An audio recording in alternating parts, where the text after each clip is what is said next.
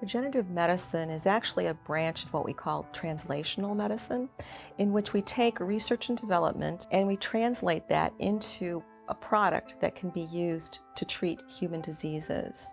Regenerative medicine focuses on using engineering processes and basic biological processes to regenerate cells, tissues, and organs.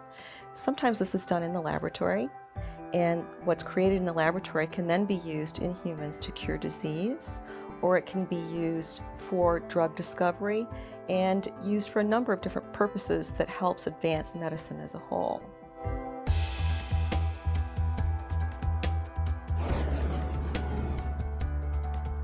We have very few treatments for disease that are curative, that actually cure the disease. Instead, they're what we call palliative, which means they treat the symptom, they don't cure the disease. So regenerative medicine, cell therapy and stem cell therapy specifically, have great potential to actually cure diseases. Diseases such as Alzheimer's, such as cancer, such as eye diseases, help people see longer, help with treating arthritis. In fact, in some of these trials, 90% of the patients are cancer-free after they're treated with these stem cell therapies. In addition, the world has an aging population. Within 15 years, all people in the world will be aging at an exceptional rate, and we'll have such a huge population of elderly people.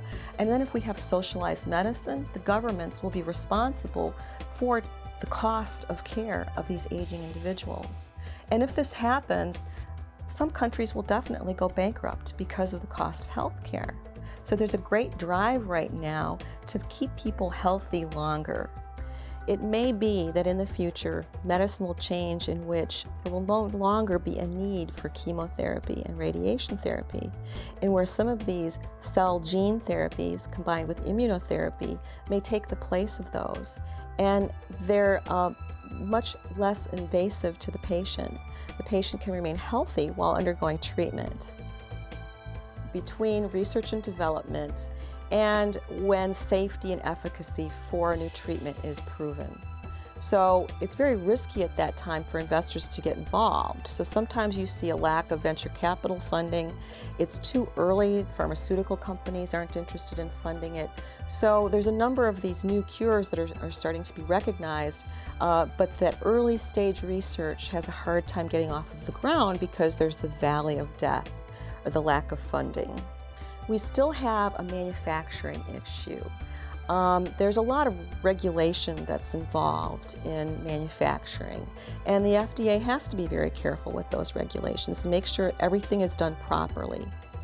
But because of this, and because it's expensive to manufacture cells, today, if only 20% of the late-stage clinical trial products became products and were out there on the market, if only 20% of those hit the market, there wouldn't be enough manufacturing capacity in the world to create those products for the market.